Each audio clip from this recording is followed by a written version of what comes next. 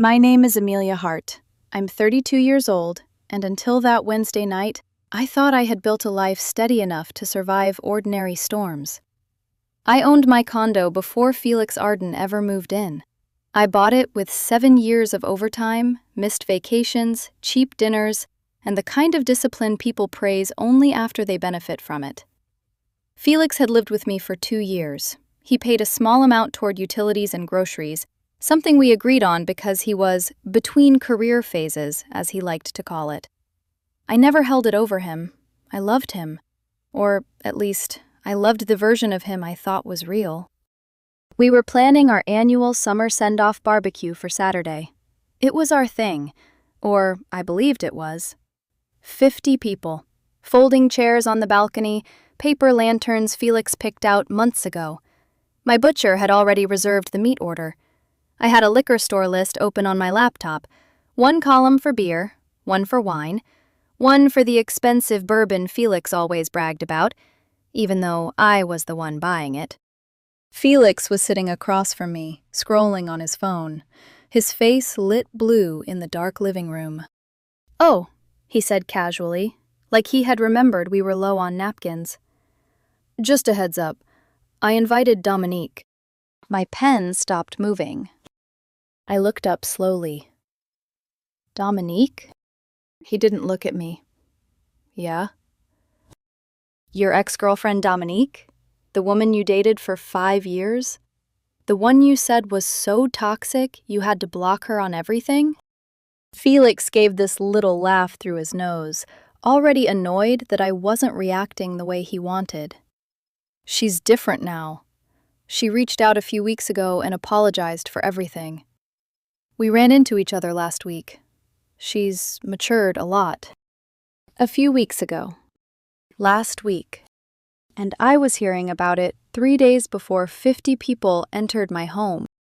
"You ran into your ex," I said, keeping my voice even, "and invited her to our party, in my condo, without asking me." Now he looked up. The softness was gone from his face. "Don't make this dramatic, Amelia. It's a party. She's a friend.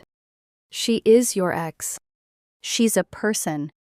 She is a person you described to me as manipulative, obsessive, and cruel." He rolled his eyes, actually rolled them, like I was embarrassing him in front of a room full of people, even though we were alone. "You're being insecure." The word landed harder than I expected. Not because it hurt, but because it sounded rehearsed. "I don't want her here," I said. Felix leaned back on the couch. "Well, I already told her she could come." "This is my home." His jaw tightened. "It's our home." "No," I said quietly. "You live here. I own it." That was when something shifted in him. Not loud, not explosive. Worse. Cold. "Honestly," he said, "if you're going to be that uncomfortable, you can just leave for the night." I stared at him.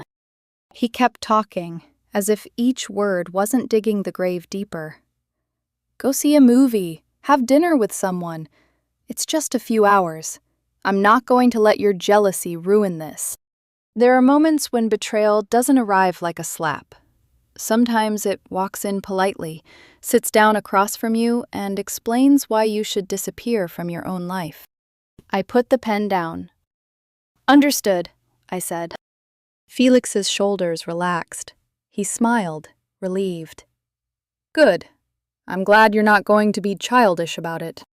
Then he stood, kissed the top of my head like I was a difficult pet, and went to bed. I waited until I heard the bedroom door click shut. Then I opened my laptop. The guest list was still there. 50 names. Friends, coworkers, neighbors, people who had eaten my food and complimented Felix's taste in decorations. The invitation had gone out from my email account because I was the one who always handled the practical things. I opened a new message. Subject: Canceled summer send-off barbecue. My fingers hovered above the keyboard for a long moment. Not because I was unsure, because some part of me understood that once I typed the truth, I could not untangle myself back into the lie.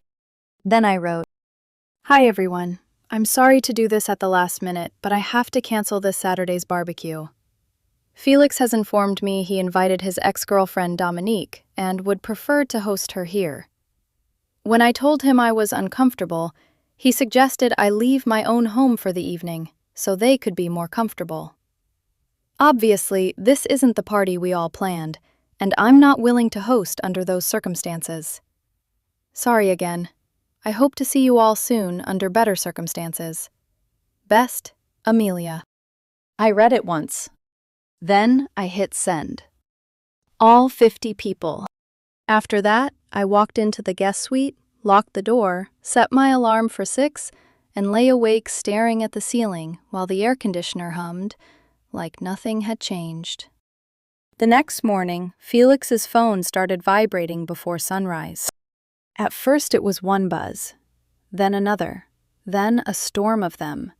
Buzz, buzz, buzz. A pause, then ringing, then more buzzing.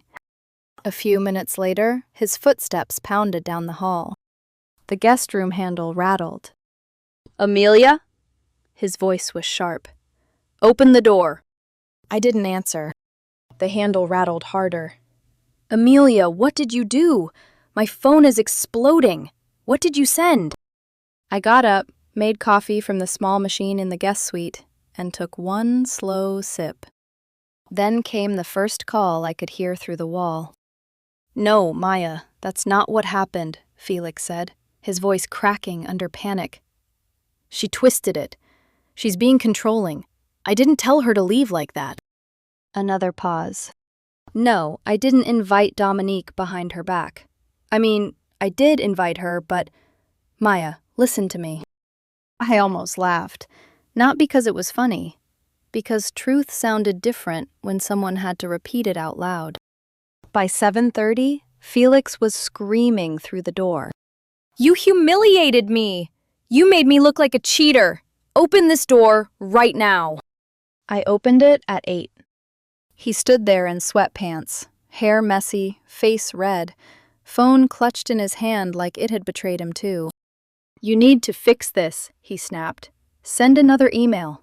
Tell them you misunderstood. Tell them you got jealous and overreacted." "No?" His mouth opened. "What do you mean, no?" "I mean, I'm not sending another email. I told the truth." "You made me sound horrible. You told me to leave my own home so you could host your ex-girlfriend." "That's not what I meant."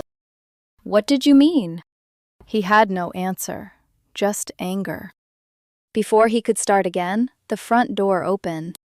I froze. Felix's brother Caleb walked in with a key I did not know he had. He went straight to Felix. "Man, are you okay? I saw the email." Then he turned to me with disgust already loaded in his eyes. "You're insane. Do you know that? You ruined his reputation over nothing." I looked at the key in his hand. "Why do you have access to my condo?" Caleb ignored me. "You need to apologize. Felix is sensitive, and you just blasted private relationship drama to everyone." Felix folded his arms, suddenly braver with an audience. "This is my home too, Amelia." Caleb stepped closer. "Exactly. You can't just threaten his housing because you're jealous." "I didn't threaten anything," I said. "But now that both of you are making this a legal issue, we can handle it legally." Felix narrowed his eyes. "What does that mean?" I walked to my desk, opened my laptop, and pulled up the state-approved 30-day notice to vacate template I had already bookmarked at 6:15 that morning. My hands were steady as I filled it out. Name, address, date, termination of tenancy at will.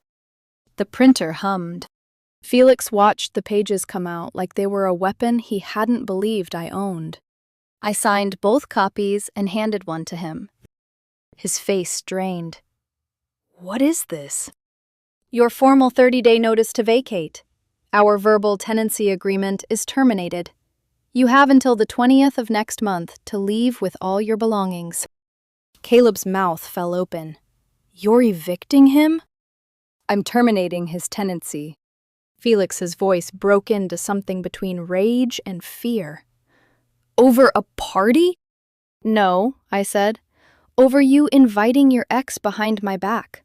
Over you telling me to leave my own home for her.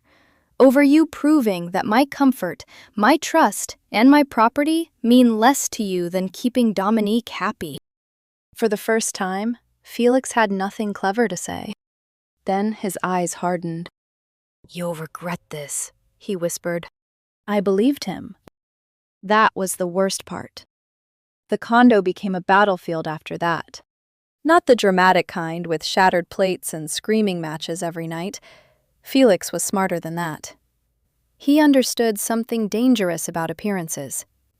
The person who stays calm often looks innocent, even when they're the one poisoning the room. So instead of explosions, he chose erosion. Tiny things, constant things. Every morning, somehow, the hot water would run out exactly 15 minutes before my alarm. I'd step into the shower and get hit with freezing water while hearing the faint sound of his electric razor buzzing in the other bathroom. Food I meal prepped for work mysteriously disappeared overnight. Not everything, just enough to force me into chaos. The chicken I'd cooked for lunches, the rice containers, the expensive coffee creamer I liked but never bought often because it felt indulgent. Then came the late nights. Felix would stumble home at 2 a.m. on weekdays, smelling like expensive cologne and outside air, turn the television volume to nearly maximum, then accidentally fall asleep on the couch while action movies exploded through the condo walls. The first few days, I almost broke. That was clearly the goal. He wanted me exhausted enough to leave voluntarily, so he could tell everyone I abandoned him after overreacting. But every time I caught myself reaching for the edge emotionally, I remembered his voice. If you're uncomfortable, you can leave. Number. I wasn't leaving my own life because a man confused kindness with weakness. Then came the legal letter. A guy in a wrinkled gray suit knocked on my door Thursday afternoon and handed me a thick envelope like he was delivering a movie script. Inside was a cease and desist letter so ridiculous, I almost laughed. According to Felix's lawyer, I was guilty of harassment, emotional abuse, illegal eviction tactics, defamation, and financial manipulation. The letter also claimed Felix was entitled to partial ownership of my condo because we had lived together as a common-law married couple. Which would have been impressive, considering common-law marriage wasn't even recognized in our state. But the part that truly made my stomach turn was the demand at the end. $10,000 for emotional distress. I sat at the kitchen island, rereading the sentence, while sunlight spilled across the marble countertop I had saved 3 years to renovate. Felix walked in 20 minutes later, carrying iced coffee. He saw the envelope immediately. A slow smile pulled at the corner of his mouth. You got it. You're suing me? I asked quietly. I'm protecting myself. From what? You've been unstable lately, Amelia. Unstable. Interesting word choice from a man secretly reconnecting with his ex while trying to push me out of my own home. I looked at him for a long moment. You know what the funny thing is? What? You still think I'm trying to save this relationship. His expression flickered, just slightly. Then he recovered. I think you're spiraling. I nodded once. Okay. That same afternoon, I hired a real lawyer. Not a bus bench lawyer with typo-filled threats. A real one. A woman named Vivian Mercer, whose office overlooked downtown and whose handshake felt like signing a contract with gravity itself. She read Felix's letter in silence. Then she laughed. Not politely. Actually laughed. "Oh, this is garbage," she said, tossing it onto her desk. "Truth is an absolute defense against defamation, and your email was factual. Also, unless your boyfriend secretly contributed to the mortgage, deed, taxes, and purchase agreement before meeting you, he owns exactly nothing." I exhaled for what felt like the first time in days. Then Vivian looked at me carefully. "But if he's escalating emotionally, document everything from now on." So I did. I bought 2 visible security cameras and installed them in the living room and kitchen the next morning. Felix lost his mind the second he saw them. "You're spying on me?" "I'm documenting my home." "That's illegal." "It's not." "You're trying to make me look crazy." "No," I said calmly while plugging in the second camera. "I think you're managing that without my help." His face went crimson. For a second, I thought he might actually throw something.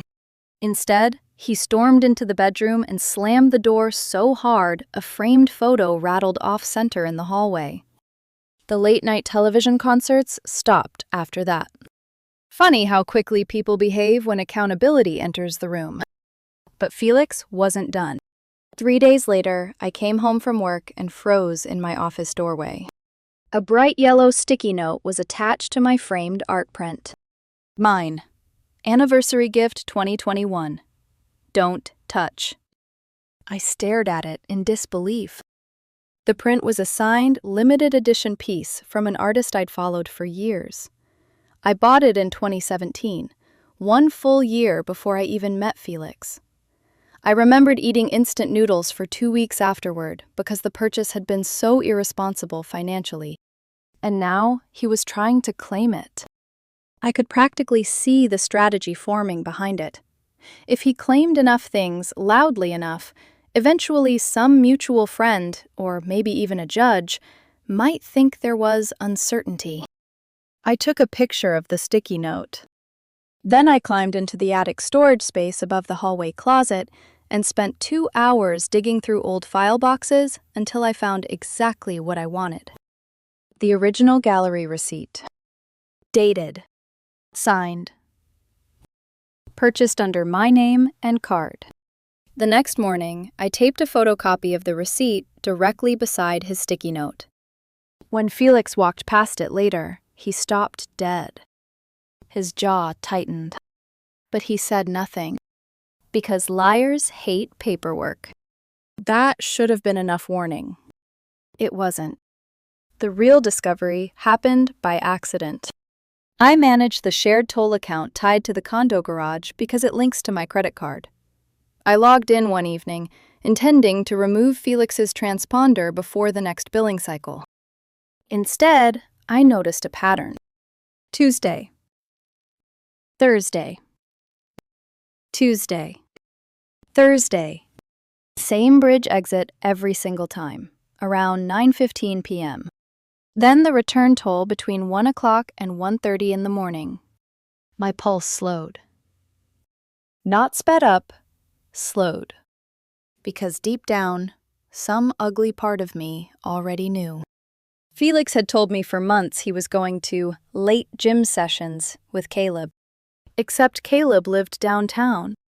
The toll exit was across the bridge in a residential district. I zoomed in on the map. Then I Googled Dominique's full name. My stomach dropped. Her apartment complex sat less than 3 minutes from that exact exit. I stared at the screen while the condo hummed quietly around me. 8 months. 8 months of lies. The random reconnection. The she matured. The we just ran into each other. None of it was spontaneous. The barbecue suddenly made horrifying sense. Felix wasn't trying to reconnect with his ex casually. He was trying to merge his worlds. He wanted our friends to meet Dominique gradually, comfortably, publicly. He wanted the transition normalized before he officially detonated our relationship. That way, when he eventually left me, everyone would already see Dominique as part of the social circle instead of the woman he cheated with. And the cruelest part? He expected me to help host it. I waited for him that night. Around midnight, the front door unlocked quietly. Felix walked in, carrying protein shakes and wearing gym clothes. "How was the workout?" I asked without looking up from my laptop. He froze. "Fine." "With Caleb?" "Yes." I slowly turned the laptop toward him. The toll records filled the screen. 8 months of bridge crossings. 8 months of lies. His face changed instantly. Not panic first, recognition. Like a thief realizing the cameras were real all along. I zoomed in further until the map pin rested directly over Dominique's apartment complex. "That's a long drive for cardio," I said softly. Silence.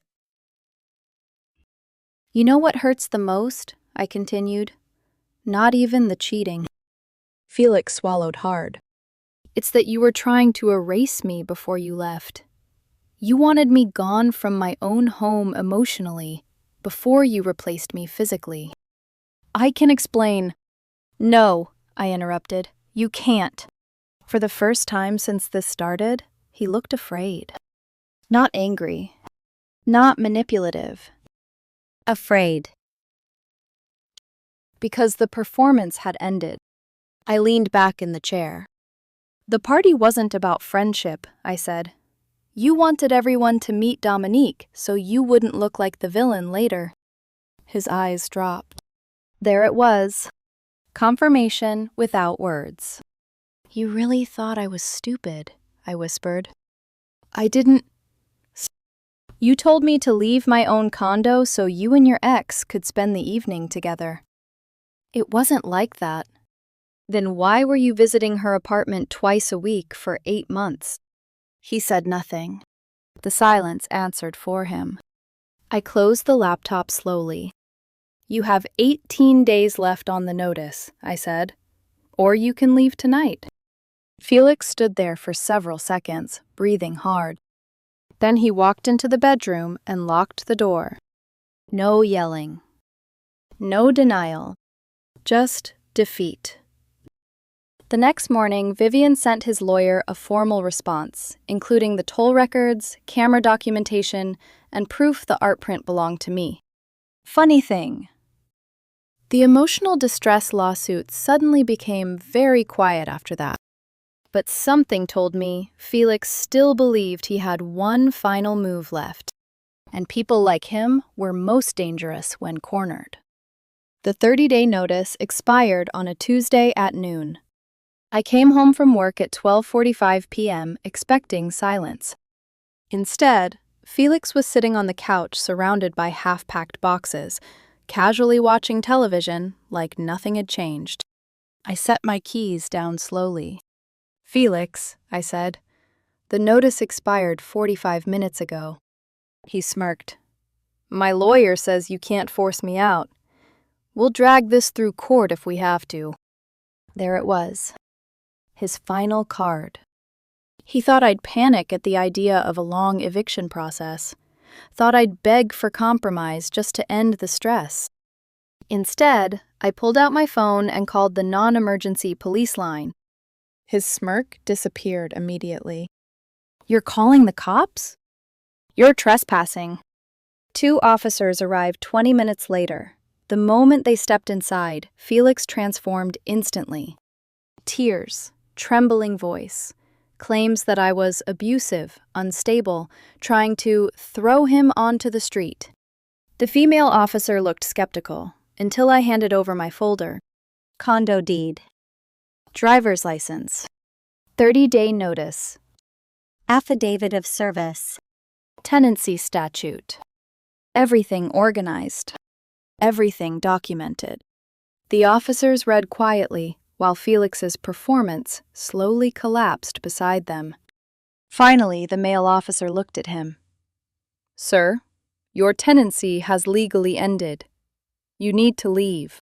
Felix pointed desperately toward the art print in my office. That belongs to me. I calmly handed over the 2017 receipt. Purchased a year before I met him. The female officer sighed. If ownership is disputed, you'll need to settle it in civil court. You cannot remove it today. The tears vanished from Felix's face instantly, replaced by pure hatred. An hour later, Caleb arrived with a rented van. Neither of them looked at me while carrying boxes out of the condo. On the final trip, Felix stopped in the doorway. "You're cold, Amelia." I met his eyes evenly. "No, I just stopped letting you use me." Then I shut the door, locked it.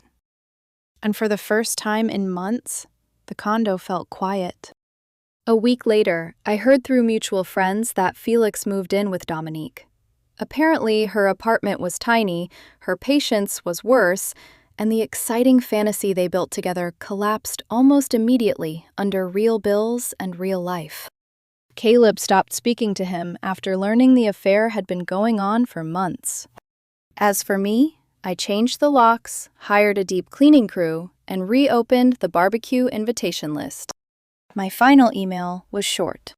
Subject: Summer Send-Off Barbecue. Back on. Body: The trash has officially been taken out. Same house, same grill. Better guest list. Hope to see you there. And no, Dominique is still not invited. The RSVPs came in almost immediately. This time, it finally felt like my home again.